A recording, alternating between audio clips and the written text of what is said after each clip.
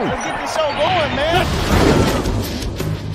Welcome to the Bleeding Burgundy podcast, a Washington Commanders podcast for fans by fans, with your hosts, Jessy Martin. Because 90% of them are wrong. They're fucking wrong. Max Taman. You've got a plate of shit and you've got a bowl of shit. They're the same thing. Scott Hartley. Yeah, thanks for having me on. John Taman. What the hell was I talking about? I just don't get it. I don't get it. And now, the world's worst podcast host, John Taman. Hi, everybody. I am John Taman. I am the world's worst podcast host, and I want to welcome all of you from all around the world to come on in here and settle down and sit there and talk with us about the Washington Commanders' upcoming playoff game with the Tampa Bay Buccaneers. And your happy hosts for the evening here is, of course, myself, John, our good friend Jessy Martin from over there in southeastern Virginia. You're expecting a bunch of snow this weekend, right? Yeah. Yep, we're getting hit. Oh, well. It's not crazy amount. It's about 7 inches. Depends on, I guess, really how big she is as to whether it's a crazy amount. Scott, wouldn't you agree? Think about it. No, he wouldn't.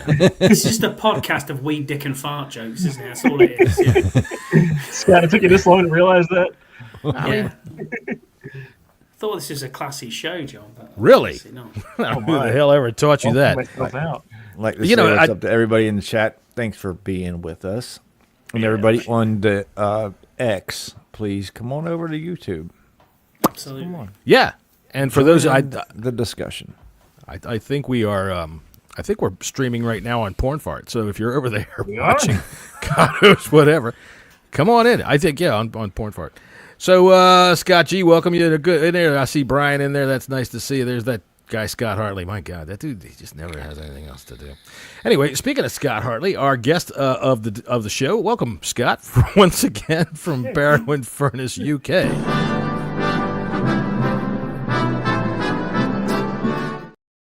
How you doing today?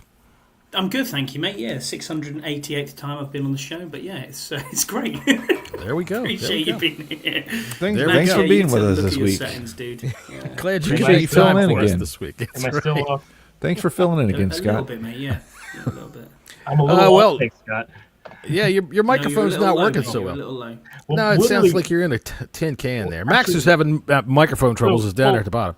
right before we got on, I elbowed my pop filter. So No. I don't need a pop filter. you have I think one those right things- now. Yes, this is perfectly fine. And if That's those a little screen. things with all it is, dude. I went the whole Bang Radio hour using a piece of fucking air conditioning insulation as my pop filter. I wrap it around there with a rubber band. It works Let me great. go get a sock. Like, come on. Dude, All right, you well, are really low. yeah. Your volume's very low. I'm really low. Well, that's not normal. No, I mean you just sound like you're in a tin can. What I would do if I'm you is just check your microphone settings and make sure that they're all still the same.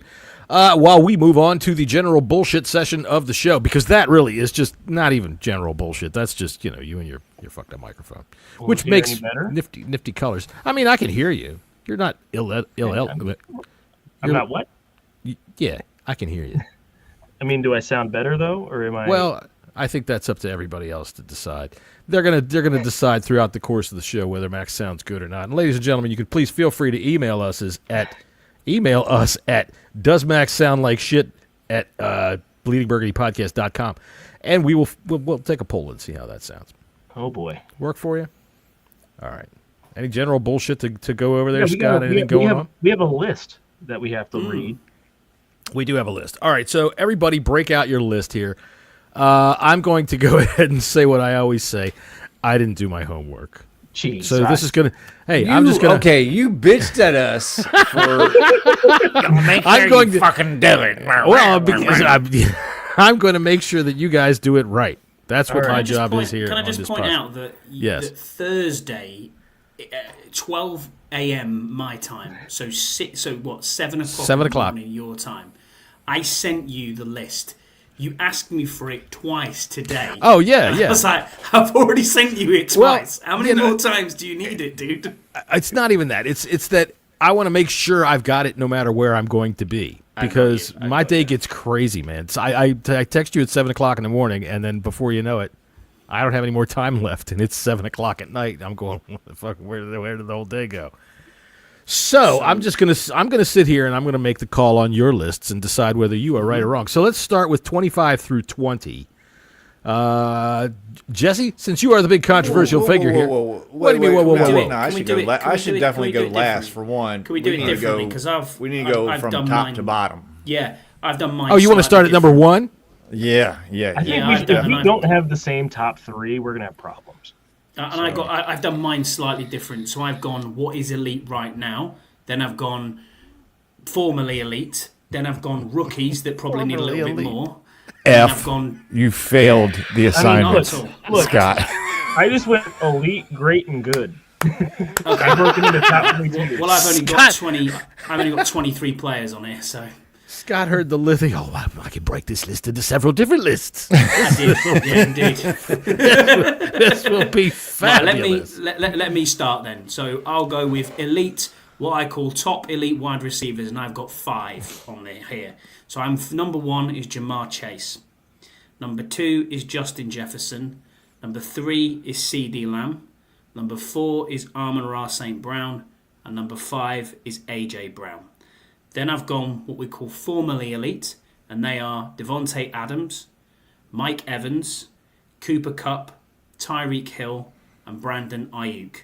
Then I've got very good wide receivers, T. Higgins, Nico Collins, Garrett Wilson, Terry McLaurin, Jackson Smith-Njigba, Drake London, Puka Nacua, Zay Flowers, Jordan Addison, and DK Metcalf. Where is your McLaurin? I got him as 14th. Okay, does that affect anything when he's named second team All-Pro today? No. Then I've got rookies who could be elite in time. Brian Thomas Jr., Malik Neighbors, and Ladd McConkey. Okay. So I think if you give it another 2 years, they may be a lot further up that list, especially someone like Brian Thomas Jr., who's got amazing stats this year, receiving yards, played with a shit quarterback for the last 5 games, and has, 10 touchdowns on the season as a rookie. He's very good.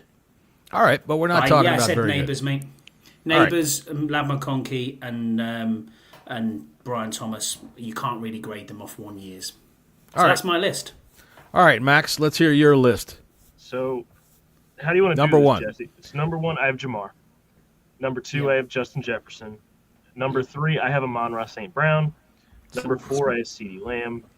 Number 5, I have A.J. Brown. And number 6, I have Garrett Wilson. For me, that's the 6 that are the most elite in the league. All right, so wait a minute. Like, Garrett Wilson, I understand, because I have Garrett Wilson in my top 10. I do. But what has he produced? We just haven't seen him, in probably no fault of his own. That does no. Well, here's my thing. Garrett Wilson says 3 years. He's got 3 years with 3,000 Wilson's yards. great. Love his talent. And Garrett Wilson's got 1,000 yards all 3 years. 2 of them with Zach Wilson. To me, that shows, holy shit, you're something. And the only reason they had to go get Devontae Adams is to appease a 40-year-old quarterback that should have retired 3 years ago. Okay, so do you think then, looking at this, do you think Tyreek Hill is better than Garrett Wilson? Do you think? Yep. Yeah, We're talking about elite. Elite is a career thing, or is it a day-by-day thing? Tyreek Hill is an elite receiver. So for me, Agreed. what elite is on that given day. Game changer. Is he a game changer? I don't think he is anymore. I think you have 19 receivers that are more game changers than he is right now. Then Tyreek Hill? Tyreek Hill. Well, you have to be out of your mind. See, that's the thing. When we talk about something like this, he can break a game open in a second. But he hasn't, and that's the thing. But this is where it comes with elite. This is why the list is kind of going to get skewed, because we're going to look at people doing things. Because I mean, really, when you get right down to it, you put number 2 at Justin Jefferson, right? That's both of you so far at number 2 at Justin Jefferson, and he disappeared for 7 games this year. I mean, he had times where he just wasn't there, and it wasn't anything that was a detriment to the Vikings. He was dragging coverage, and that's part of being a team player. But, it's always about production, and Tyreek Hill's production this year hasn't been anything.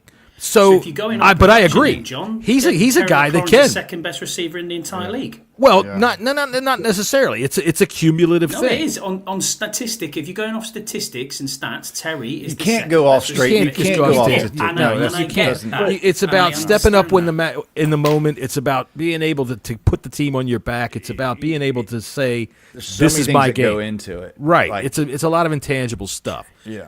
Right. Which is why I didn't make a list. I'd rather just sit here and Continue, Max. critique Continue. yours. What's your So, next? for me, that's next the top stuff 6 down? elite, and then I have 9 great. Okay. I have Puka Nakua, Chris Godwin, Malik Neighbors, Teddy Benkuch? Terry McLaurin, Brian Thomas Jr., T. Higgins, Lad McConkey, Cooper Kupp, and Mike Evans. Okay. See, I can't say Cooper Kupp. We've got the same. We've got the same names. We just got them in a different order. I put Neighbors above Terry just because Neighbors is doing everything that McLaurin did his second year in the league. Right I don't now. think you could. I know, but I just can't. I can't put a rookie in the elite. Oh, I sure status as hell yet. can. I know You he's can. good, and I mean you can, but I can't. For me, it takes a while That's to be what able I to said. establish something like that. Yeah. Don't show me that you're a flash in the pan, and I doubt that he is. But I'm not ready to crown him as an elite yet. And then I So have genuinely, then, do you think it's just the top 5 are elite, or top Those are 6 the ones- as Max yeah. is going? They are elite in this league.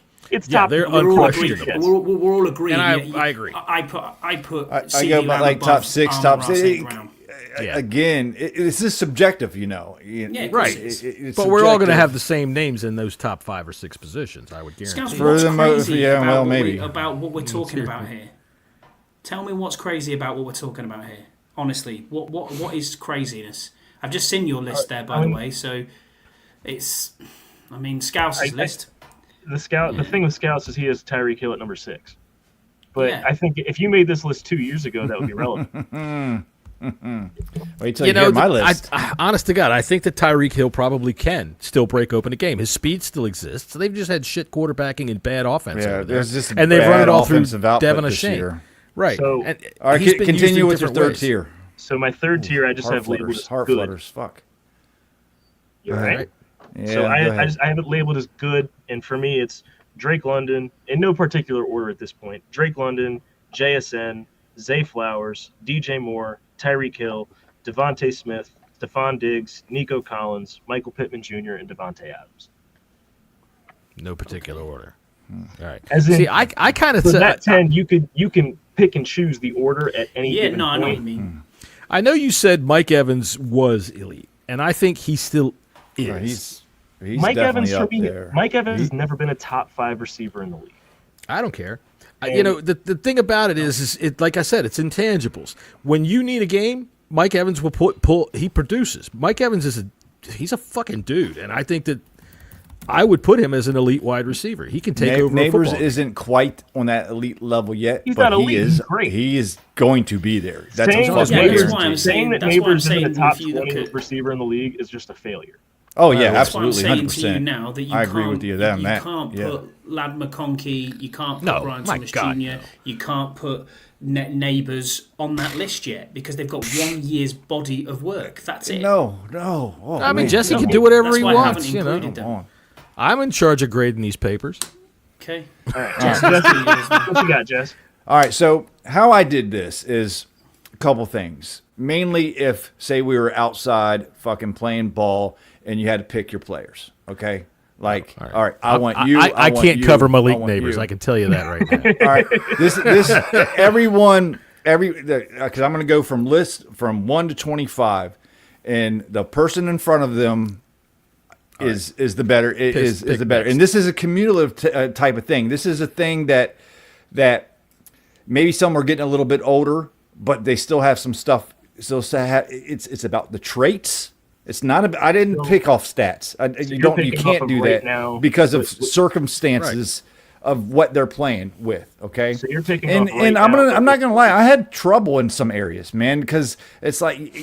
There's so many good fucking receivers in the there NFL, is. and you're like, ridiculous. do I want him over him or him over? Like, where should I put this guy at? And I probably missed a couple guys, and maybe I have a guy that's should be 5 players ahead. But I spent some time on this thing, and I really thought hard about it because y'all were Tamara bitching about it for the past month. bet Tamara My number Hemingway one, is way obviously, up there. everybody's number one is Jamar Chase. Yeah. Yeah, Yeah. we can all agree on that. My number 2 is Justin Jefferson. Yeah. My number 3, in the top 3, it should be everybody's top 3, is Amon-Ra St. Brown. Dude is fucking elite. Elite. My 4th is Tyreek Hill. Argue with the fucking wall. Dude is elite. He didn't have a great year this year, but it wasn't because of his circumstances. He is the fastest fucking man in football. Mm-hmm. And he has produced on the field every fucking year. No disagreement. No disagreement. Like he like his trait, his skill level, his quickness, his hands, his fucking he is an elite top of the game receiver. Okay. My next is AJ Brown.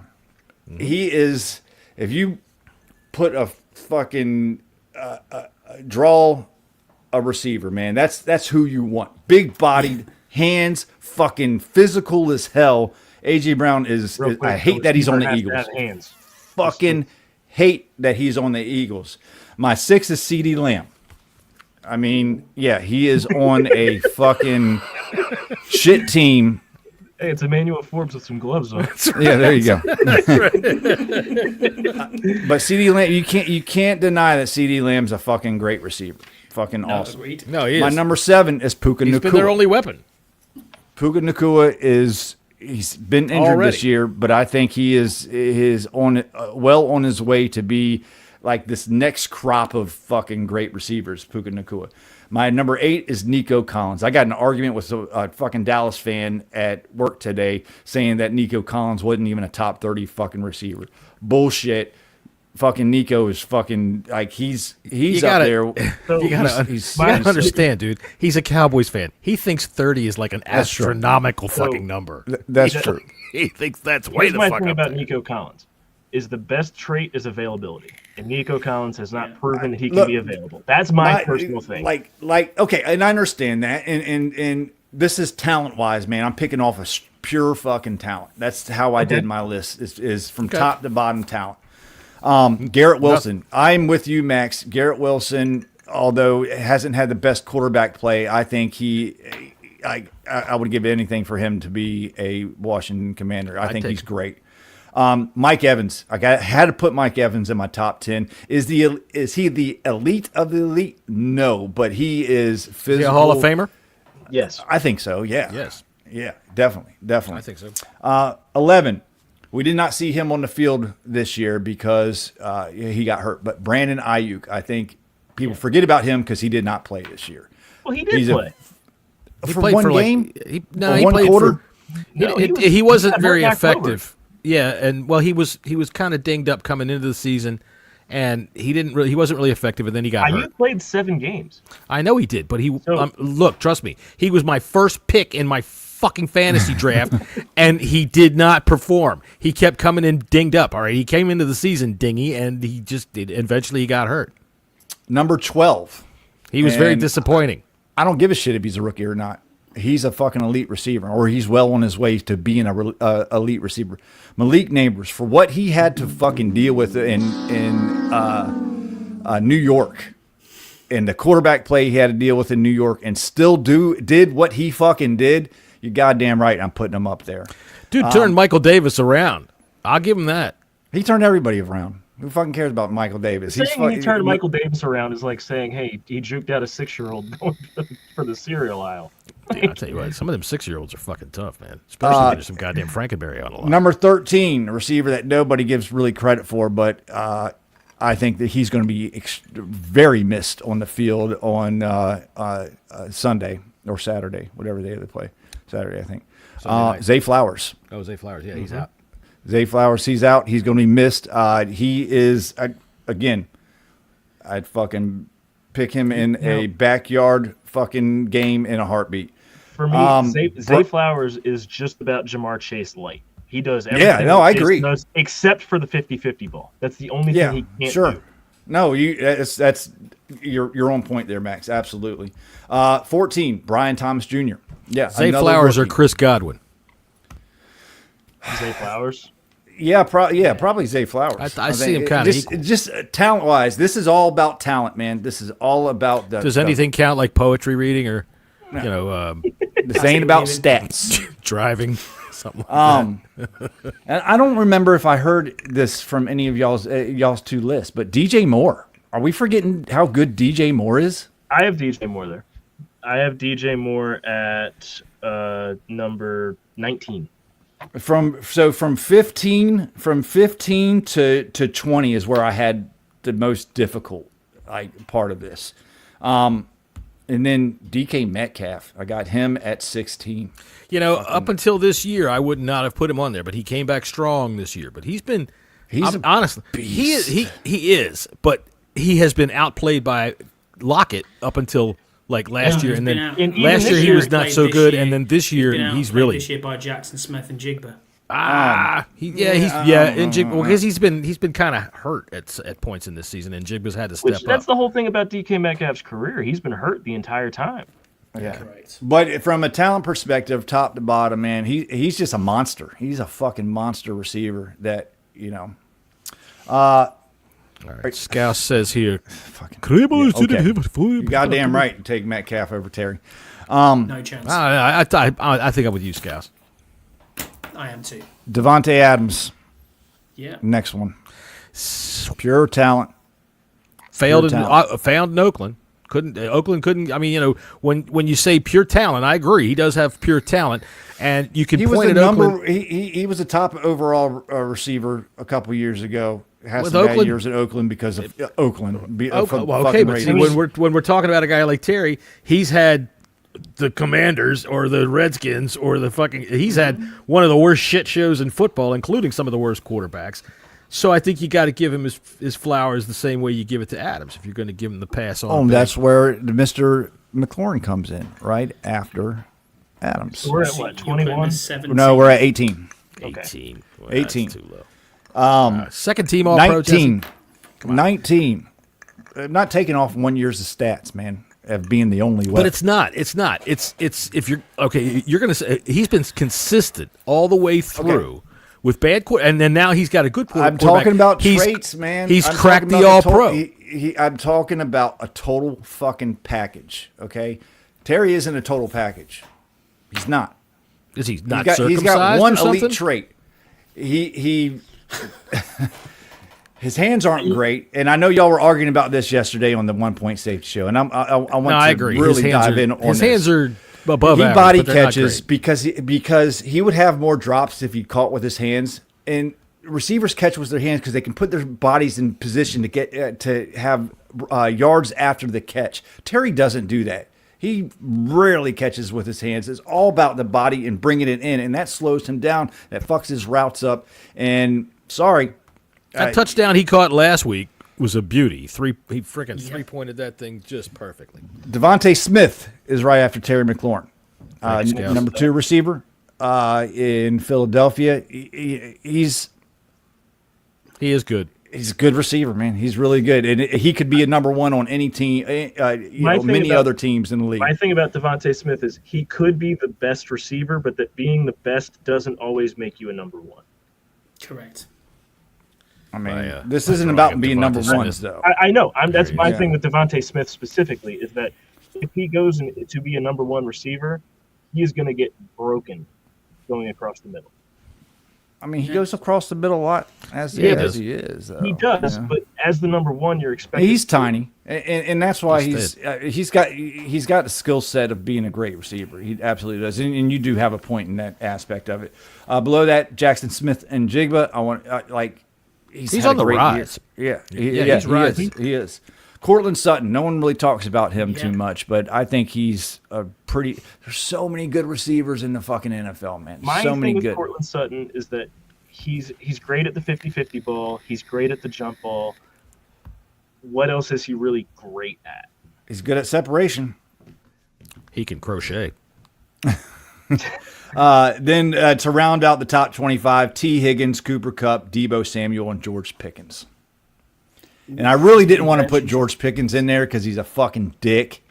See, I got Jerry Jeudy, DJ Moore, Jalen Waddle as well. No one's talked about Jalen Waddle. Even the tier below like the 20 to 30. I mean, there's still a lot of really good receivers. We can say the difference between 30 to 15 is minuscule. Minute. And it is definitely. so like that's the thing is you can interchange anyone from about 15 to about 35, and you can make an argument for it. If you think about it, though, as Scott G said there, the consensus verdict is that Terry is not on the elite list. Yeah? Scout says Judy blows, and apparently that's You one of would the know. reasons why. Well, yeah, that's why, what's his name up there, the freaking quarterback, Deshaun Watson, brought him up there. Did y'all hear about I mean, Deshaun Watson? Of course we did. Yeah, Of course, we Achilles did. again. I tell you what, you want to see how much sympathy I have for the Browns? Zero. None whatsoever. You wrote a stupid fucking contract for a goddamn freaking guy that hadn't played in 2 years. You're paying for it. I hope it fucking hurts. Jimmy Haslin. I got to roll. So All right. have a great show. I'll see you guys tomorrow. All right. Have a good All day. right. I'll See see you y'all later. later. All right. There goes Max Taman, everybody. And now it's just the three of us again. Boy, it's just like the old days, isn't it? Well, no, it's not because we have a. I saw you relax a little bit in your chair there, John. Just we love you, Max. Oh yeah, Max is great, but yeah, he does have that little bit of thing about I'm going to get my dad. Yeah, okay, fine, come after me. That's cool. I don't mind. It's like the thing with receivers, man. I mean, these nowadays they start out so young playing the 7-on-7s, you know, and that's why I think you're just getting a flood of really good receivers coming into the NFL, Well, and you not don't only that, but necessarily have I to. do think The passing in college has gone skyrocketing. Sure. The rules in the NFL is for them. So when you take a look at like elite receivers, Scouts. and I don't mean to bring the old guy argument up, but how many of these guys could translate back into the days when Charlie Taylor played and they were freaking giving him elbows coming across the middle, wham! When you were allowed to blow them up, beat them up. I'm not taking anything away from these guys. I don't know that Taylor could play today. He'd probably run around out there. They weren't allowed to. I don't know that he could, but it's just something to look at in that regard. And that's the other thing is perception, as we've all come up with lists there on what we think is who we think is elite, who we don't think is elite. Where Terry pales into significance with this. What you also have to remember is what has his situation been like, and that's why I genuinely think if he was not with us and he was on a different team, like let's just say, he was with the Bills with Josh Allen. Would we even be having this conversation if he's elite? He would probably already have been an All-Pro. He would be a multiple-time Pro Bowler. Stephon Diggs And didn't then- appear on any lists. did he? Yeah, I don't know. Like, Exactly. And he had it going I on. know that. Look, I didn't go into this seeing how far I could bring Terry back. I went in this with an open mind and like, okay, I wanted to find a way to do it because I just didn't want to put up, find 2024 fantasy rankings or No, 'cause someone if else's you do that list. and you look at the stats from this year, Terry's the second best receiver in the league. Statistically. What I did is I got a list of NFL wide receivers, non-ranked, and I went through them, and I didn't go into it to see how far back I could get Terry just to be a dick. I did not do that. I went in and said, who would I pick? Yeah. Like if we're outside playing a pickup game, and I had a choice, that's how I went in doing this right here. Well, So I had him basically, 14th, Jesse and you had him, imagined 18th? what all these guys would look like standing around in shorts in Pretty his much. backyard. Yeah. So you had him 18th, did you, Jesse? Yeah, 18th. I had him 18th. 14th, so not far off, but he hasn't. I cracked think the top the 10. second team All-Pro moves him, in my opinion, because Does it? It's really, 1 year, though? man. it does. It's Well, no, one but it's year. not. It's not. It's the They first do year this that- off of stats, though, man. But it hasn't been just that. I think that he has come up clutch this year. He's come up in big situations for touchdowns. He's had a couple of drops, but I don't think that those are anything that are more unusual than anybody else's drops. Dude, I watched Jamar Chase drop a couple of them on a Sunday Night Football a couple of weeks ago Yeah. that were just right there. I watched. But you I also watched. watched Jamar Chase get 200 some I get yards it. and I get it. regularly get having 175 yard games. You never see Terry do that. but that's not our offense. So He much. rarely gets a. But I'm talking about ever. Correct. He- Scouts. he- Okay. So too. Ever. He's never had big games. He's Well- never taken over a game before. No, but Elite this is receivers just- can take over a game. Yeah. Okay, he's disappeared. so Yeah. when was Jamar Chase in the league without an elite quarterback? That's the other side of that Never. coin. Right. And that's what we were Terry, saying and last when night. when You I look- say that's all conjecture, though, man. You're it's not. You're saying it's like- not. It it's is. It's the fact of the matter is that he came in when Joe Burrow was already there, and they have progressed together. So he's had a great quarterback every year of his career.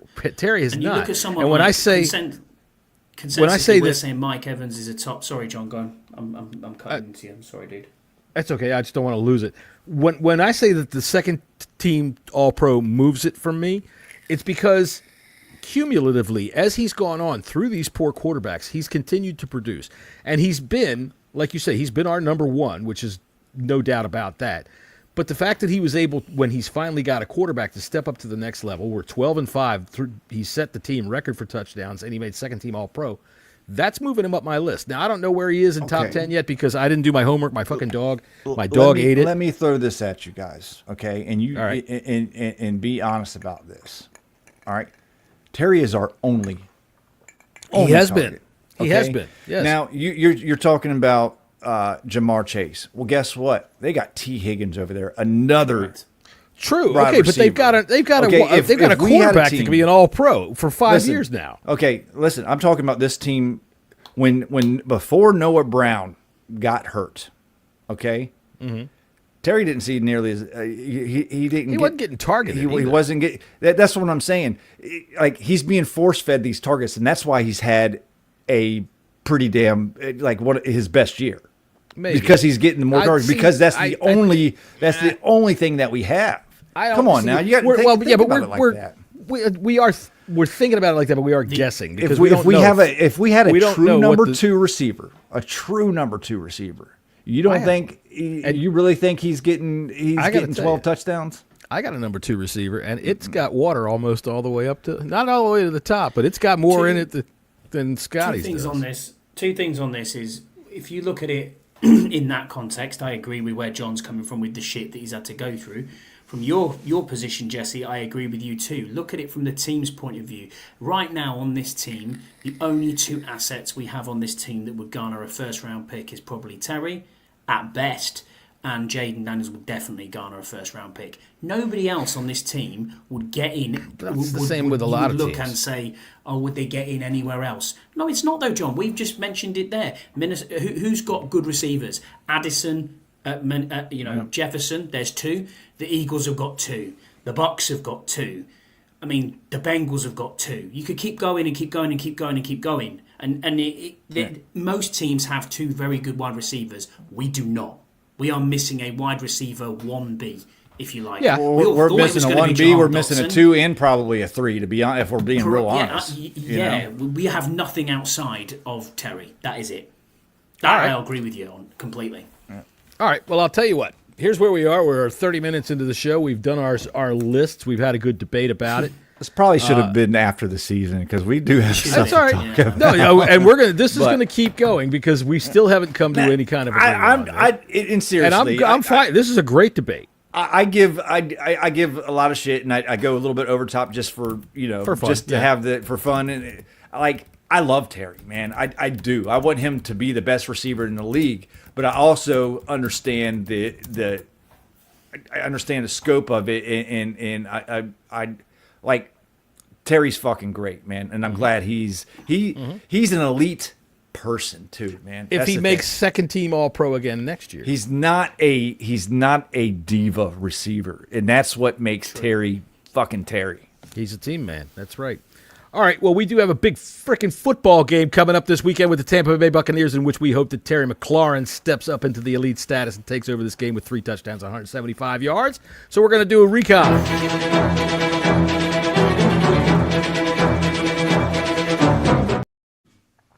All right, that's a nice little nifty right there. And tonight's recon, of course, is brought to you by Kettle One, which I'm going to enjoy right now for my Friday afternoon. But I also want to show you this. Hey, man, my glass came, and I don't drink whiskey in it, so you can't really see it. But Jaden Daniels, old number 5, Washington Commanders, this is an awesome whiskey glass that I got from our good friend Sean, who is, everybody knows him. I mean, if you're watching the show and you're coming around us, you found us on Twitter and all that kind of stuff like that, you're a Commanders fan, you know this guy. Yeah. Get a hold of me, and I can get you in touch with him. And I'll tell you what, man, this came today. I love it. I'm pouring some Kettle One in it right now. So our battle plan. Who's got our injury report? What are we looking at this week? Max had it, and he's gone, right? Yeah, I got it. I just put it. I got it in the chat. I think I put it up in the chat. Yeah, here we go. You want me to go through it? Yeah, go through it, please. All right. Colson Yankoff, man, my man Yankoff, man. He's had a pulled groin. He's had a pulled groin all year. Yeah, he yanked that thing also. That's right. Jameson Crowder is questionable, but I think the reports are we're going to be full strength coming into this game. Lattimore did not participate today, but they did that on purpose, just so his hammy is well rested for the deep task of covering Mike Evans on Sunday night. I do want to go to the other side of the ball. Or before we go to Tyler Biadasz. All right, he's good to go. That was another. Are we sure? Yeah. Or they just kind of put some mud full on it today. So that's a woo. Thank goodness, because we absolutely needed him. We do. The sad thing is the Buccaneers injury report is looking a lot better than it was a couple days ago. Maybe they're just playing some shenanigans. Questionable is Jamel one of those Dean, things. their cornerback, is going. He's been out for a while. Didn't expect him to play, but he is going to be back. So he kind of shut Terry down week one. And First week for Jaden Daniels. First week for the whole team. Antoine Winfield Jr., their safety, he is the quarterback of that defense, was also not supposed to be playing this week. It turns out that he is. So that spells a little bit trouble because the Bucs passing defense sucked the past while because of those two being out. Now that they're back, it kind of takes, because they got a good run defense. You can't run on this team. Yeah, they have not allowed. I believe all season they have not allowed a 100-yard rusher. Vita Vea weighs. I think Vita Vea weighs 830 pounds. He's as big as a fucking semi truck. No, I'm not joking. He's huge. I mean, the man. He's tipping the scales. Like I said, he's like 745 pounds. He's huge. Hey, I want to show you something real quick. Are you done with the injury report? Sure. All right. My boss gave me this today. This is pretty fucking cool. Oh, nice. Yeah, it's the Hail Mary. Oh, that is cool. Isn't that cool? The Hail Mary. That is cool. So, hey, man, Spence, if you're watching, that is the coolest thing, man. Thanks very much. I'll have to find out from him where he got it, but that's pretty cool. When you find out that when I say boss, he's my customer, he's my boss. When you find out he's watching the podcast, boy, you start wondering whether you're saying the right things or not. No. I know. No, I stopped talking about work. I stopped talking about work shit because. No, I never talk about work when I'm on here anyway. But when I say things like, "Well, you'll see later on," I guess. Those are the fun stuff. All right, so who's our referee this weekend? We have mixed crews right now, right? We have that in the chat. I think Max put that out. Didn't he? I can pull that up. Hang on real quick. I'll pull that up. NFL Zebras. Yeah, Max did put it up in the chat, but that doesn't do me any good. Assignments for this week. Here we go. We got Craig Worlstad. Craig Rolstad. All right. Oh, he calls a lot of fucking line calls. He calls a lot of pre-snap shit. Mm-hmm. All right. Well, let's hope that doesn't affect us. Let's hope. I've been saying it when we've been watching the game together. I've been watching, and I see it in football games all the time now, where guys running in motion start towards the line of scrimmage before the fucking ball is snapped. And it's like it's getting sloppy, and that's the kind of shit gets you in trouble. So I hope we are crisp on Sunday. That too, but I'm also glad, and you can see from all the referees from Wild Card Weekend, none of the shit crews are working. So, want me to read you the stats from what you're saying? Jump in and out. Jump in and out. Your audio is going crackling. You're Micro Machine Man again. Yeah, here we go. So everybody watch. Here comes Jesse in my head real big. Actually, it's not that big. So I can't disagree really with your list. That's what she said. I'm concerned about us with penalties only because we keep having them. But when I look at this crew and I see the kind of stuff that they call, I think I will be all right with that. I would hope that we could be all right with that. I would hope that they would be able to get that stuff on the Bucs much more than they could get it on us, but we'll see. Yeah, we're known for shooting ourselves in the foot at inopportune times, and they got to be ready. They got to be on their P's and Q's, and I'm just hoping that people like Zach Ertz and people like Bobby Wagner with their veteran leadership can really, get it home to saying, hey, this is a big moment, but you got to be on your shit. Yeah, and you can't let it get too big for you. Don't get too excited. Which I think that Jaden, he'll handle it just fine. I think in terms of mentally. I don't think. One more player that could be questionable is Cade Otton. He's on his way back. He had a knee injury. He's on his way back. So the weather's going to be about 51 degrees and perfect for football. So that's going to be no effect whatsoever. All right, well then I'll tell you what. Let's move to this.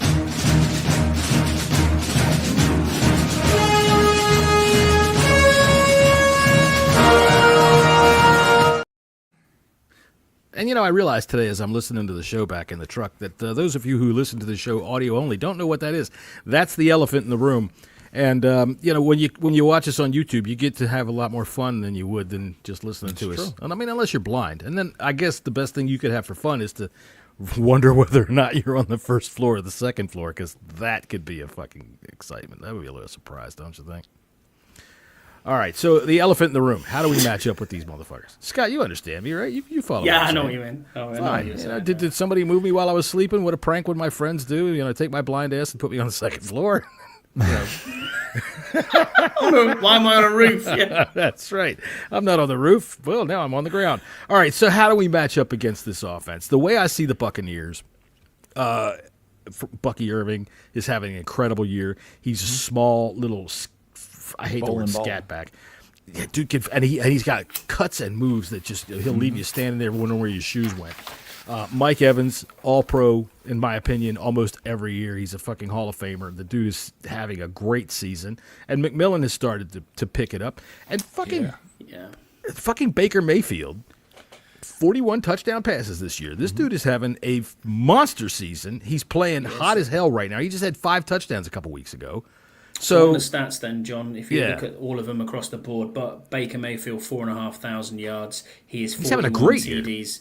41 TDs, 16 interceptions, and 40 sacks. He has the most interceptions in the league now. He will give the ball away. Bucky Irvin's 1,122 yards, 8 TDs. Receiving yards, it's Mike Evans with 1,004. Tackles, Levante David, 122. And then interceptions, Zion McCollum with 2. Evans has 11 TDs on the year, and Jalen McMillan has 8 TDs, but he has 7 in his last 5 games. That's the thing. Jalen McMillan, he's really come on. Because of Jalen McMillan, I passed our buddy Tony for second place in our best ball league because of Jalen McMillan in the second half run. Nice. Yeah. Well, yeah, I mean, he came in for Godwin, and he kind of disappeared right off the bat. He wasn't really doing much. But when Evans went down... he's out of slot, and he's fucking awesome. When Evans went down, he's really rolling. He's doing quite well. Their offensive line is great. Tristan Wirfs is fucking great. They've got a set of guards that are just outstanding. We're going to have to play one hell of a football game in every. I mean, I hate to sound like a cliche, but in every phase to be able to have a chance in this game. No, I mean, granted, I don't think we are. We got a. I do, and I'm going to tell you right now, we got a guy, which requires. He's a problem. All right, Jaden is a problem for everybody, and Jaden can put us on his back and carry us there. But if he is not able to do that, oh man, we don't match up well. I don't think with these guys. Go ahead, Scotty. Tell me what you were thinking. What I was going to say was. I honestly think that we match up really well with this team. Okay. And the reason I believe that is, I think if you look at the teams in the playoffs as a round and you said, right, which team is better than which team, and you were ranking all playoff teams from 1 to 14, I think we are exactly the same team as the Tampa Bay Bucks would be. Is their talent on the team better than ours? Probably. But look at the way that we're set up in each of our positional groups. You have a leader and a veteran in each of them groups that can get the job done. You've got Biadish on the offensive line. You've got Zach Ertz on a tight end room. You've got Bobby Wagner and Frankie Louvu in the center, in the linebacking room. The only place that we're lacking is corner. But we've supplemented that with Mike Sammerstill, who's playing really well. I mean, you could argue the fact that you've got Marshawn Lattimore there. Well, yeah, you can now. And let me ask you this, dude. With Lattimore, and I'm sorry to cut you off, but I'm just going to jump in on these cornerbacks real quick because I was thinking about this. Yeah, those wide receivers are a problem, but Lattimore does give Evans fits, and I like Sanistrill against McMillan. I think Scouse put a stat up on the 1 Point Safety Show. He was looking at it because we were trying to compare. We got a question about comparing Evans to Terry. And Mike Evans has had more drops than Terry has over the last 5 years, every season. I get it. And how then many, you think how many to more yourself, targets are there? Yeah, there's a lot of There's factors going. There's a lot of factors to go into it, but Lattimore has been held at the last 6 games. I think it was 50 yards. Mm-hmm. He's held him to every game. Good. Which is just ridiculous when you think of it that way. But yeah, he will get his. The big worry for me in this game, John, and where we do not match up well, is in run defense. We cannot stop the run. And with Bucky Irvin, we're discounting White as well, man. Yeah. White is a good back. Yeah, they do. They can come in 1-2. Technically, Bucky Irvin isn't actually the starter. Right now, he's not. I guess he Rashad came Johnson for injured Rashad White. Right, so Rashad White is the starter, but Irvin's just superseded him, and it's like, oh yeah, you're starting now. So it's not. If you look at the depth chart, Irvin is second. And I was listening to, a Tampa Bay reporter on the John Kime report who said exactly the same thing, and. I do think we match up well here, and the thing that's going to be the difference here is 5. They are not prepared for what he can do in the clutch moments. Not good because and with his legs. My PTSD is kicking in simply. I know. Well, I mean, not because of the Commanders and Snyder history, but really, it's honestly because in the last few weeks, we've seen Jaden be hero. We've seen him. He was hero ball against the Eagles. We saw him put the team on his back many times. But then last week he come out against the Cowboys and looked bad. And I mean, just it's fine, no problem. He just said he just didn't look good, and we can't have that because Baker's too hot. We can't have him coming out flat, and they've got to stay on top of the Buccaneers all day. I've got trepidation. I've got trepidation because of the way Jaden played last week, for one, and two, our fourth quarter defense. I don't like it. I mean, our defense as a whole, I don't like it. Our defense against Bucky Irving gives me fucking nightmares. I'm watching Rico Doodle run all over us in 2 games. I mean, they ran all over us. And then I'm also watching that little runt that they have, the Bilbo Baggins, a little fucking I know guy you're there. about, Deuce Vaughn, right. And I mean, see, like Max would sit here and look at statistics and go, well, he only had a 4-yard average, but it's not about that. It's about the impact of the run when it happens and what's going on in the game. He had a 4-yard average, but he got him in first down. So with Irving, he can do that, hide inside those big offensive linemen, pop out to the outside, and then take it to the fucking house. And he makes me nervous. Jesse, what do you think? We're going over matchups here. How we match up.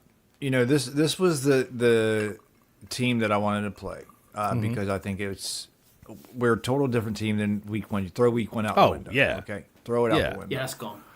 This was the only team that we lost by double-digit points. But again, Jaden, he came out and First said game. that this was as nervous as he's ever been in his entire life playing football.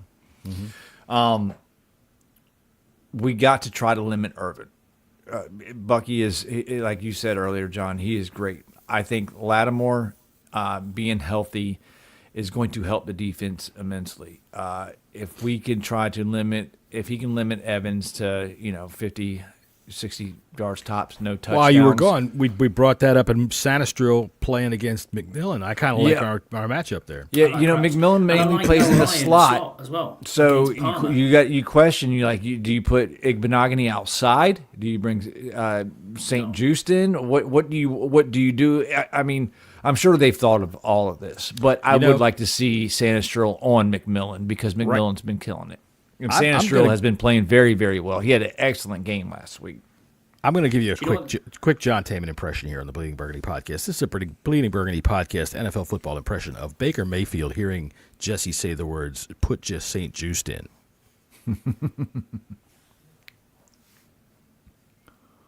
All right, there you go. Congratulations. Do you know the problem? Do you know the issue? The issue why Noah I looked terrible He's done well in the slot. He hasn't looked bad, but he looked terrible the last game. And the reason behind that is Quan Martin wasn't there. Right. So Jeremy Chin is getting pulled all over and has to cover poor safety play. Now you put Lattimore in there, you can trust Mike Samra still on the outside still, which means that the safeties are free to help over the middle. And if Noah I needs a bit of help to stop McMillan, and you need to push Jeremy Chin further down into the box, then so be it. That's what we've got to do. We've got these matchups to go ahead. But this is why I like matching up against Tampa Bay. And Scouse said it right there. White, Eckler, Irvin, B-Rob, not in size, just in ball carrying and passing. They use their backs exactly the same as we do. And that's why this matchup is good for us in that respect. But we do have to be on our game, John. You are absolutely right. I noticed when they brought Eckler up last week, they didn't put any of our other running backs down. C-Rod's still up there. Yeah, they're all still up there. The whole point of getting Lattimore is to be able to free up Chin to go play closer to the line of scrimmage. Correct. Yeah, that's also, well, go ahead, but please finish. I mean that's the point. And with Baker Mayfield, he plays like a running back. He doesn't go down on hits. Okay, he bounces off motherfuckers. He's got a low center of gravity. And I heard I think Kevin Sheehan talk about this on the radio today. You need to go talk to the refs and be like, "Hey, we have to hit him, otherwise," because he plays like a running back. He looks for contact too. You need to hit him and hit him fucking hard to get him down. Otherwise, he's just going to slink out of the shit. He does. He moves. Press conference, Jesse. He was saying you have to hit him like a running back. That was his exact words. Were hit him like a running back, because the game one. When you can't hark back to game one, but you can look at the tape and you can see what we did in game one. 5 times we had an opportunity to take Baker Mayfield down. And he squirts out. He squeezes out. He does that shit all the time. Baker Mayfield is sneaky in how mobile he is, because his legs. He's a really good quarterback. I really like Baker Mayfield, and I'm not even going to get into that right now. But in terms of, I feel about Baker Mayfield the way Jesse feels about Josh Allen. I think that Baker came into the league and he learned. I listened to that Kime episode too with that woman from Tampa Bay, the ESPN reporter, and what it really just hammers home is that Baker Mayfield grew up, and he's in a good spot right now where he was able to finally grow up. And I mean, we are in a very fortunate position where we are right now as a team, in that we got a guy right out of the chute that showed up with MVP style quarterback play. All right, but that's not the case most of the time, and quarterbacks get shut to the shot because nobody has any patience. All right, I'm gonna branch out a little bit here because I got several thoughts running through. But we see things like Gerard Mayo got fired this week. Everybody screamed and hollered about he didn't get a chance or anything like that. Look, when it's the same kind of thing. There's no patience for any of these guys. Coaches, fine. I can see there's no patience for that. Sometimes they do appear to not. You can tell right off the bat. But a quarterback needs time. Baker in Cleveland was anointed, their next coming of whatever God they have up there.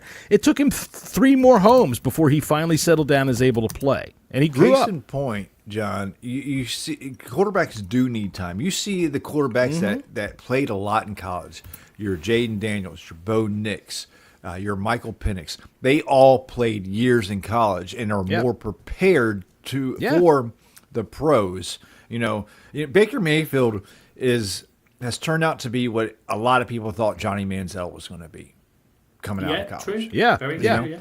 It just took him some time to get there, and he did find a home, and they opened their arms and welcomed him, and it's been a match made in heaven, to be honest with you. And he's obviously they're our fucking opponent this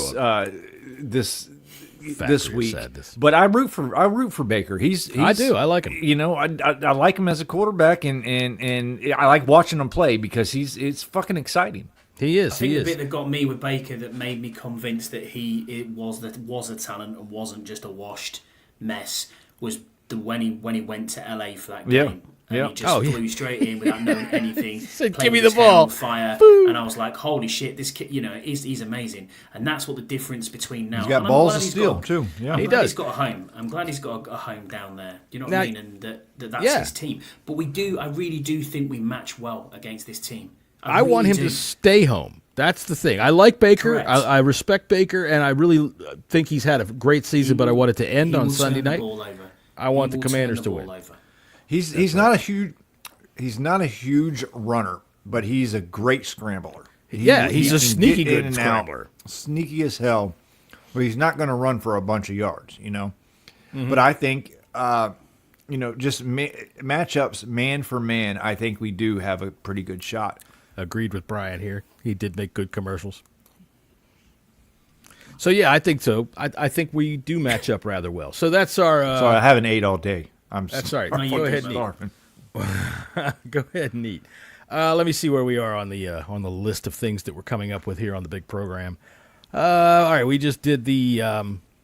what was How that? are That was- them asparagus tips and broccoli leaves? we have I got protein pasta and lean meatballs today. protein Nice. pasta. Nice. Luigi's in the back. All right. So let's see. We do have we got some battle plans.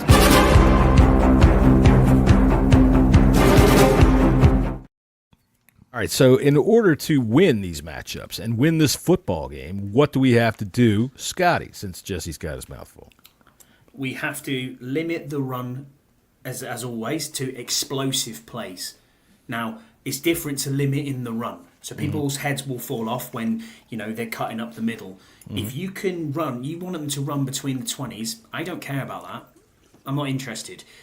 Take it outside of field goal range, and if you have to settle for 3, let them settle for 3. Don't let them get 7. That's fine by me. It's exactly the same game plan we've had since when we were playing Barkley, when we were playing Bijan Robinson. It's the same plan. We have to limit the run. If you can limit the run to explosive plays, then we will win. Also, we have to turn the ball over. We have to turn Get the Baker ball to give over. you a couple of those gifts. And I would say when There you is say no- limit the run the- and you bring those two examples up, sorry, Scotty, but Yeah, go ahead, mate. we did limit the run after they had been beating our ass with it. And we have got to come out strong, sharp, and stay that way throughout the game. This is the playoffs, and it's a wholly different But situation. we've proved we can do it in cutting Saquon Barkley down to minimal yards.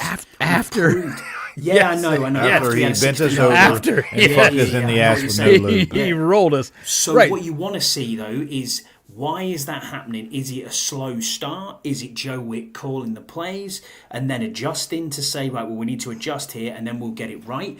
I don't want to see it happening the middle of the second quarter or halfway through the third quarter, because we had a real problem early in the season where we got into the second half, we got midway through the third quarter, we were tired and we lost. Or we went right downhill. We got a miracle. I got news for you. Now That was it's just a the couple other of way. weeks ago.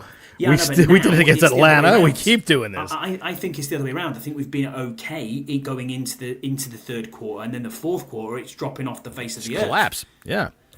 We tend to make it- have to start fast. And we Get have a to stop score to making it score. exciting. Yeah. Build a score, start fast, and then if you've got enough of a score built, we should be okay. All right, But Jess, take the ball away. turnovers. Give me a battle.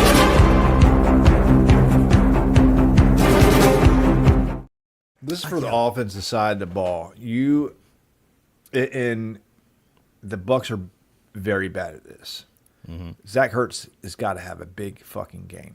Yeah. Massive. Both Zach Ertz and Austin On a Eckler, mission. the middle of the field in the passing game.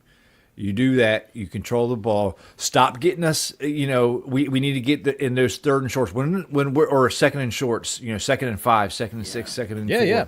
When we get into those, we can we do the quick game, no huddles, and our offense is flying. But when we get the 2nd and 9, 2nd and 15 because we had a fucking penalty, that's see when Jaden this doing this, offense fucking slows down.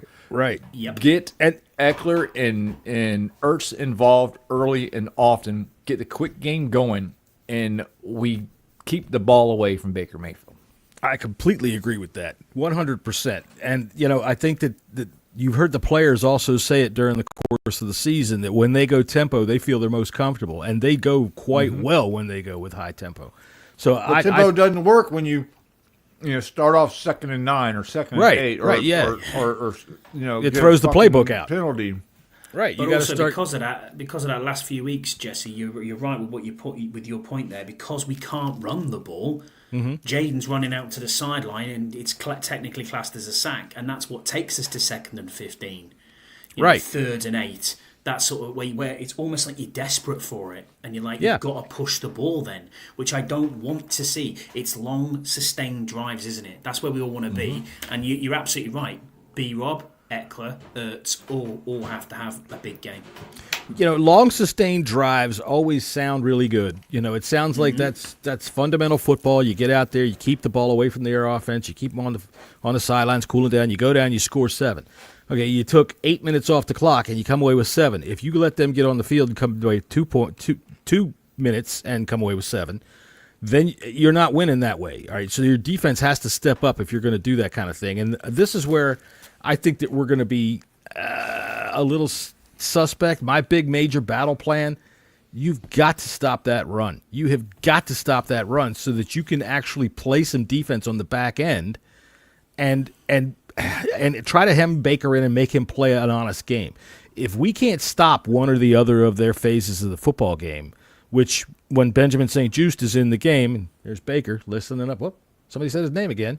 When we can't put Lattimore in the game and we can't do what he's been able to do for us, we have to sell out to stop the pass so we don't get beat deep, and those running backs kill us. So it's just we've got to play a complete, full, rounded football game. You're not going to stop the run. Go on, Jesse. It's easy to say to stop the run. We haven't been able to stop the run off. It's not so easy to do And with we're a not fucking gonna- bagel we're in not your going mouth. to either. So We're not gonna that's like the best defense is a fucking offense that holds an the offense. fucking ball. Well, yeah, but And I you think got that's to. how we're going to win this game. This is going to be a high-scoring game. I think it's going to be like neither one of the teams is going to have less 37-34. than 26 points. Yeah, I probably agree with you. But like I was saying before, that's why I'm saying limit the explosive runs. So if you're making them go from in between the 20s, that's totally fine. Run all day. I'm fine with that. As long as you can stop it at the other end, then that's totally fine. Hold them to 3 while you're converting at the other side in the red zone. You're on the scoreboard. You're always going to be better off. And that's kind of what we've done the bend don't break is the only thing we can do, John. Yeah, because you're right. we just can't stop the run. No, and you can't change that in a week's worth of training if you haven't done it for 18 weeks. The difference, I think, what we saw with Philadelphia, and granted, this is ignoring the fact that Saquon Barkley ran wild on us on his first 6 or 7 carries. So we're ignoring it. Okay, but So we take a look at what we were able to do right in that game to be able to stop him from being able to do that, because it's not like they stopped trying. But we and I think that also- the primary difference is Marshawn Lattimore. The fact that he was back there and able to say, I've got this guy, so that the quarterback can't just automatically look over and see 2-5 on somebody's back and go, I'm going there, and throw it and know you're going to either get a completion or a penalty. You got to I think remember that makes a also big in the difference. Eagles game as well, John, like Jalen Hurts went out. So we didn't have to put eyeballs on him because, True. And I think that helped free up the back end Right. to concentrate a little bit more on Barkley as well. All right, so we'll add to the battle plan. Let's go fucking rack Baker's head. I like him. I respect him, but I'd rather he didn't finish the 150 game. yards. How about that? 150 yards given up last week Uh-huh. against Atlanta. It was where am I? Against Atlanta, it was 126. Yeah, I Week don't before- think we've held a rusher or a team below 100 yards all season long. We haven't, and that's what I'm saying. That is the That point. is- But even when we look back at, We've had to cover up for St. Juice most of the year. What was the Saints one? Saints? No, we did. Saints was 69 yards. Well, yeah, because we got Lattimore in there, who he took off half the field there. I mean, you see the Lattimore effect, and we've kind of agreed with this all year, is that we've been selling out to stop the pass in the backfield because we cannot stop it downfield, and Lattimore gives us that opportunity. So, with that being said, I'm going to go ahead and move us into the top 10 for the week. We do have a top 10 this week. All right. So, all right, let's see here. We limited Tennessee to 35, Jesse. Scott G, I don't think anybody spies Baker. He's not a big runner. No, he's not I going to think take you off and need get him. 50 yards. He's going to, Yeah, but where what he he's is a nuisance is he breaks fucking contain. scrambling around. Yeah, Yeah, breaking he- contain. Yeah, he makes shit happen. because he likes the big play.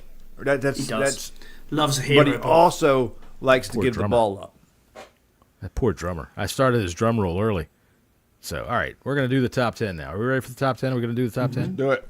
Let's do the top 10. Let me move over here. And today's top 10. Top 10 things not said at a playoff game. All right, Jesse, if you can run the thing over here. All right, let me. Goes from the bottom up. Yep. All right, so. Wait, well, no, I don't have them. You don't have them? Oh, over yeah, there? I do. All right, number 1. All right, no, not number 1. Okay, number 10. number 10. I hope Jim Irsay sings the national anthem. It'd be better than some of the attempts we have had this season. Hang on a second. I do have something to show you here that I don't have prepared for this fucking bit. It's too bad. Let me give it I'll get it to you real quick. It'll be ready. It'll take it just a second. But Jim Irsay's a rather accomplished musician. I don't know if you knew that or not. I don't know about Well, dude, this is his first album. It's Jim Irsay's Messing Around.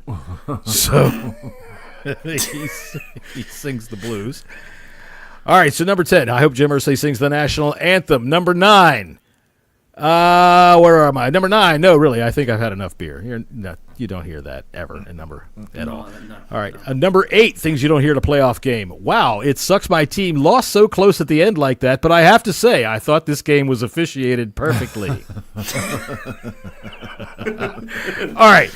Now that is going to bring me to Taman's goddamn tantrum. Oh, number 7 thing that's not said at the frickin' playoffs. Redskins. No, somebody's going to make a mistake. Collinsworth will say it, but they don't say that shit. Now here's my goddamn rant.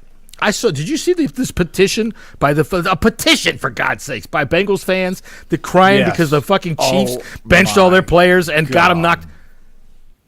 Okay. Look, I like the Bengals. I did like the Bengals until, kind of rooted for them because I think I like Joe Burrow. He's great. But after that, fuck them. The fucking pussy pansies. All right, well, let me tell you something. All of you fucking people out there with all your fucking stupid little, my fucking child has to have a magical childhood and everything has to be so perfect and I don't ever want him to have any negative anything because it's just going to disrupt him. So we're going to give every kid a fucking trophy and now none of them know how to fucking lose. So every time something doesn't go their way, they cry and they scream and they say it's not fair and it doesn't fucking help that the goddamn president of the United States does the same fucking thing.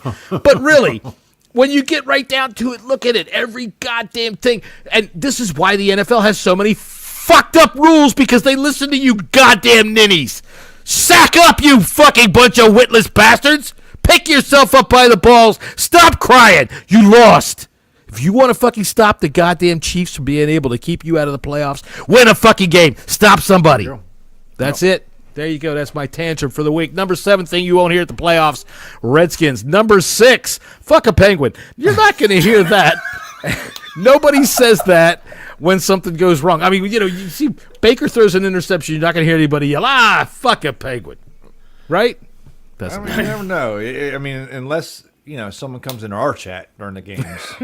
Yes, you might hear that. Fuck a Penguin. Number 5, Nick Sirianni is brilliant and certainly should not be fired at halftime. Very true. These are things you will not hear at playoff games. Number 4, I hope Jim Irsay performs at halftime. And look, the dude, he won a Grammy for this album, Jim Irsay, Let's Go Get Some Coke. This was actually a pretty decent album, I thought. Look at this picture. It was really upbeat. Look at this picture. This picture's from like 2 weeks ago. This dude is 4 years older than me. Wow. I know. It had did this have a bit of a dance theme to it? Yes. Let's go get some. Irsay's lived, man. He's lived hard. A lot of boots and cats. Yeah, a lot of boots and pants in there for Jim Irsay. Let's do it. The boots and pants. Number 3, the Bengals should be here. Quit your goddamn crying, you fucking bastards. Look, if you really want to cry, go outside and look at your city. Next, number 2, Matthew Stafford is on fire. I don't care how well he plays. You can't say that during the game. No, you certainly can't say that. L.A. Los Angeles is on fire tonight. No, we watch out for that. Number 1 thing that's not said at NFL playoff games this year, what time is the Cowboys game? Boom! Mic drop. That was fun. All right, so wait. All right, yeah, I like that. That was good. I enjoyed that myself. All right, so hey, there was this week's top 10. If anybody has any suggestions for top 10s, you can go ahead and send them in to us, and we'll be glad to hear them. Let's see. Scott G, who spies Baker, Wagner or Luvu? I think that was a question from a little while ago. Yeah, I don't think anybody spies. No, but Luvu is he's the quarterback assassin. He's going to be going in and doing the blitzing. I think that if you had anybody that was considered a spy, it would be Luvu. But for me, I want Wagner on. I mean, fucking Bucky Irving like Trump white could on be rice. Considered a spy for Russia. Oh, okay. I'm sorry. We're talking about football. Never mind. Trump in the middle of linebacker. There's Baker. Baker's over there, right there. You can see him. That joke went over your head. Never mind. No, it didn't. It went. I understood it completely, but I decided not to get the Republicans mad at us because if there's one thing I have found out in my podcasting career is that political jokes, even as fucking innocuous as you think they are, will tend to get the bunch of fucking crybabies after you from either side or other. You lose half your audience one way or the other. Let's see. Scout says, Cosme, be smarter with how you hold. LOL. And I agree. Be smarter with how you hold there, Sam. Don't get caught. That's the whole important thing about penalties. There's so many penalties. They say you can call one on every play. So that is where the skill level comes in. Don't get caught. Because if you don't get caught, it's not illegal. And this plain and simple crew, by the way, it looks at the offensive line the most. They do. They do. Out of any crew. Yeah, you're going to have to jump and jump again. I don't know what it is about your microphone tonight, but it's doing that again. Oh, my God. Oh, my God. All right, so we will see Scotty in a moment, and we are going to... I'm trying to blood pudding. Find where I am real quick. Oh, blood pudding. We did have something with blood pudding last week, but I don't recall what it is. And now I'm lost here, dude. I'm lost in this thing. StreamYard. Dude, we pay you enough money. Come on, give us some folders or something. Something that we can work with here so I don't have to sit here flipping through shit.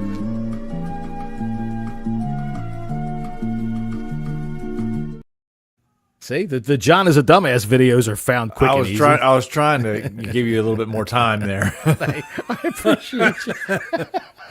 All right. Did the recon already? Sorry, go ahead. All right, Sharon, can you hear me? I've put 10 pence in meter. Sharon! That's right, Sharon. All right, let's do our man on a mission. Oh, that's the wrong one.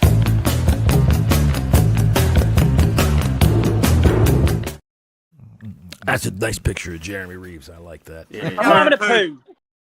Sorry, I just wanted to put that on.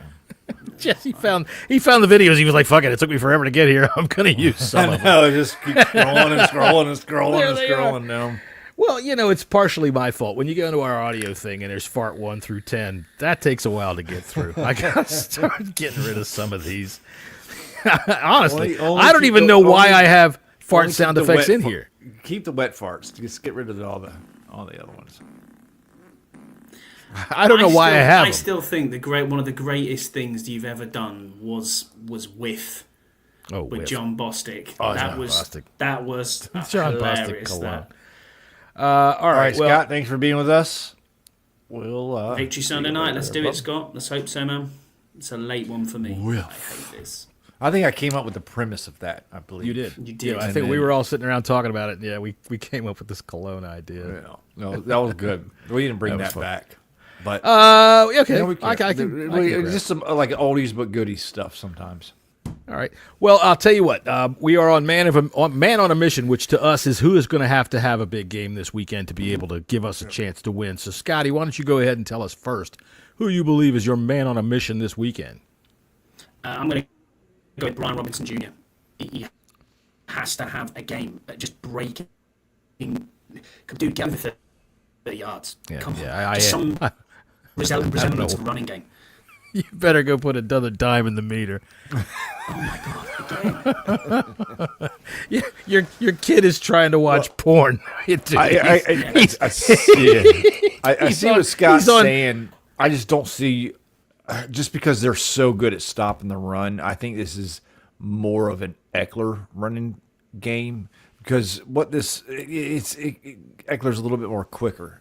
They have fast-ass linebackers, so doing anything outside is probably not going to happen. My man on the mission is going to be Zach Ertz. I talked a little earlier.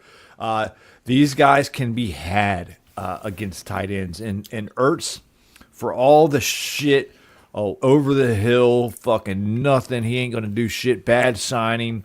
He has turned out to be a great signing for this team. And we can definitely do some damage. Quick game, 7 yards here, 8 yards there, 16 yards down the seam. Feed Zach Ertz the fucking football. I agree. And, I will say this. When you talk about people talking about a bad signing, everything like this, I'm going to go ahead and give a preeminent butt slap to everybody who kept all those receipts from all those people that said all this shit about Dan Quinn, about drafting Jaden Daniels. And for the last 2 weeks, I've just been watching people just get called onto the carpet. Oh, yeah. And it has been so much fun. So to all of you petty motherfuckers out there on social media who have nothing better to do but to sit back and say, I'm going to get James 1297364C, and I'm never going to let him go. So good for you. All right, Jesse, who's your man on a mission this weekend? Oh, you said Zach Ertz. That's Zach right. I'm Ertz, sorry. yeah. Go ahead, Yeah, Scotty. sure. Who's your man? I said Brian Robinson, so I'm hoping that you can. You hear did. me now. Is that what you said? we heard. 'Cause We heard Brian.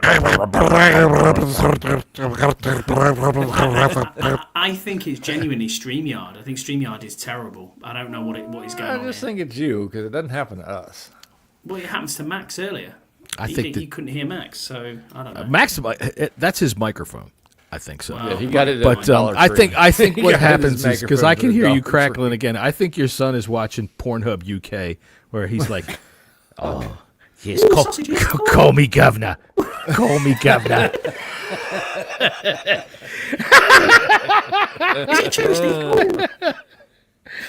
Oh my God! All right. So my man on a mission this weekend is going to be Jeremy Chin. Dude, you're going to have to get in there and you're going to have to crash down, stop Bucky Irving, but you're also going to have to stay back over the top and help out with these guys trying to get deep. It's going to be a tough ask, but I'm looking for Jeremy Chin to step up and have a big day. The hammerhead is going to frickin' hammer some goddamn heads, and that's He the does way have I a like it. fucking monster fucking dome, man. Dude, wait till you see him. he's This a weekend, short they'll show him. Right? We're rarely on national TV, but when they do on the night, they'll show him.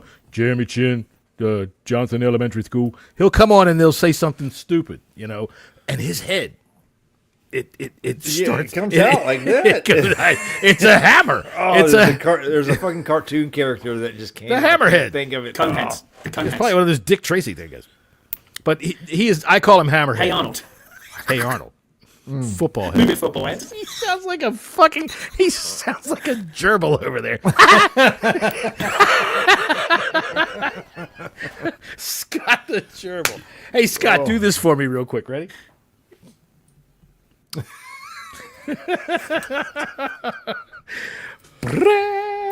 All right. I know what gerbil, yeah. Okay, so I think we're getting stupid. Let's go ahead and predict this football game. Jesse, who's going to win?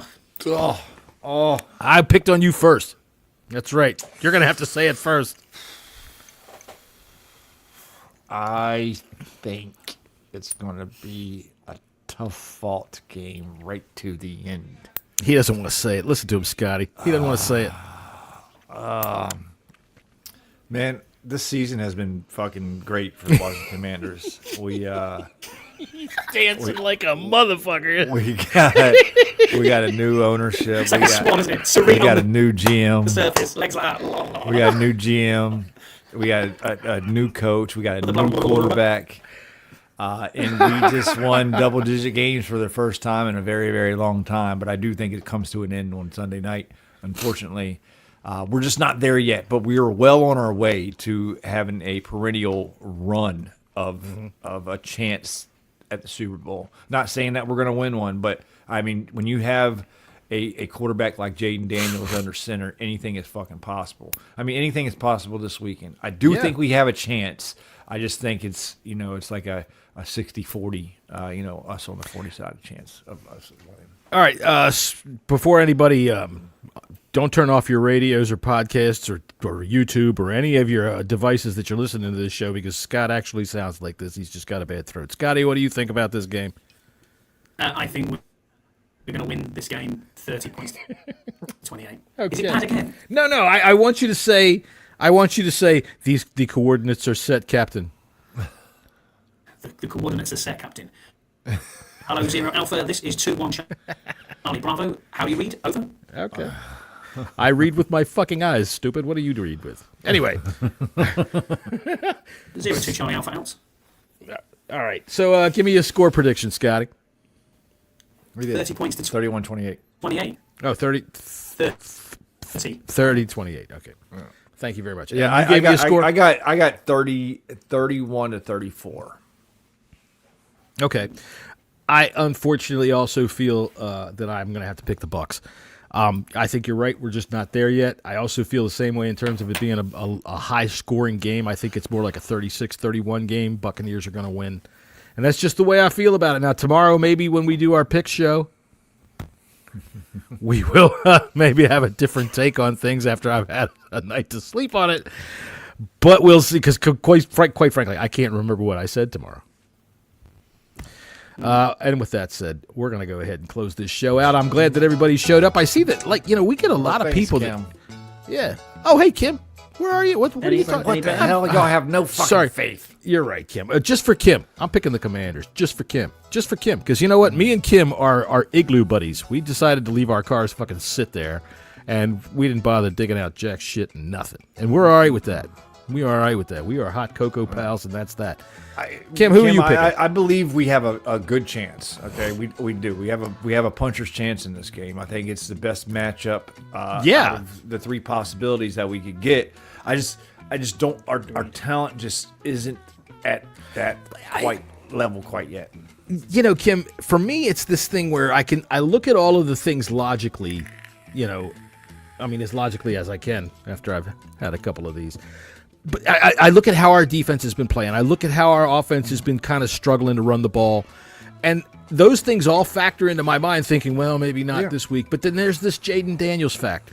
And anything can fucking happen because the dude is it. And, he presents problems. He does. He presents problems. As the kids like to say, he is him. But he does. He presents problems that they don't have answers for necessarily. And Todd Bowles, I got to give him a little bit of an edge. But I do believe. I believe we got a chance. He's magical, John. He's magical. He's just magical, Scott. I tell you something. He snaps his fingers and parts of me just get all tingly. All right. Thanks, Jade. Oh, wait. Jordan, what'd you say? That's what Scout says. We're the better coach team. Are we? We have good coaches, but they have good coaches as well. Yeah, they certainly do. Bowles is a damn good coach. Yeah, and he coaches. He's a defensive-minded coach. Former Redskin. I just, the thing is, they're a veteran team. We are upcomers, and it'd be great if we could do it, and I believe that we can do it. I just want to see it happen. But if I'm going to bet my money, we're a couple pieces away. We really are. Fuck it, Kim is convinced. And that's okay. 42-10 Commanders. Year one, 42-10. That's the magical number. That's the number. That's the magical number. We will go everybody to the magical kingdom of defeating the Buccaneers. We could go there and smack the shit out of them. Just hold the ball. Baker throws an interception first or second drive, and we go up fucking before you know it, it's 27-3, and we get out of the game. 36 to 13, or it could go the opposite. The other thing that could happen, Irvin runs for 3 touchdowns. With 497 yards. But we're here. We got a chance. I'm like you, John. I'm looking at things logically, like their roster up and down. You said they're mature. They're a very mature team. They've been together a while, and they're really Baker's coming to his own there. I just they're a year ahead of us, where we're going to be. Yeah, but I do believe, and I would love to see it happen. And if it does happen, Kim, you can please come back and tell me how stupid I was and how you told me. And until then, we will see. I'm just trying to be a realist. Well, I thought about being a realist, but whenever I'm a realist, I have to take a look at myself in the mirror and realize, look, it's just not as big as I think it is. So I don't like to do that.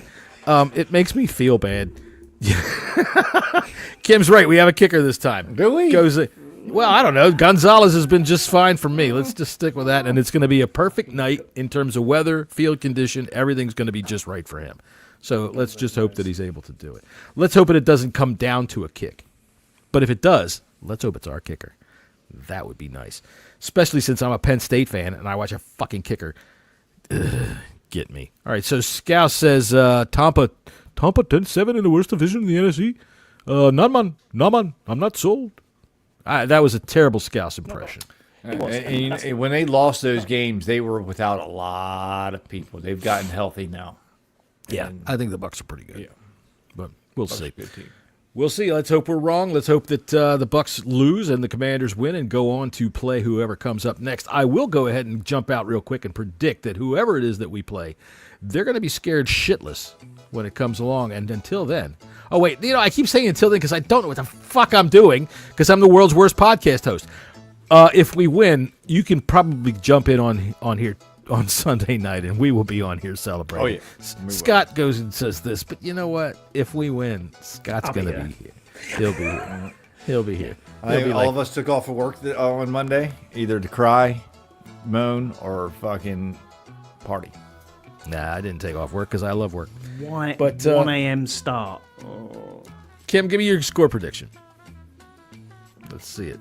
Let's see what like she 63 to 17 or something like that. I don't know. She probably left. She was probably, these guys are dicks. she ran out of here.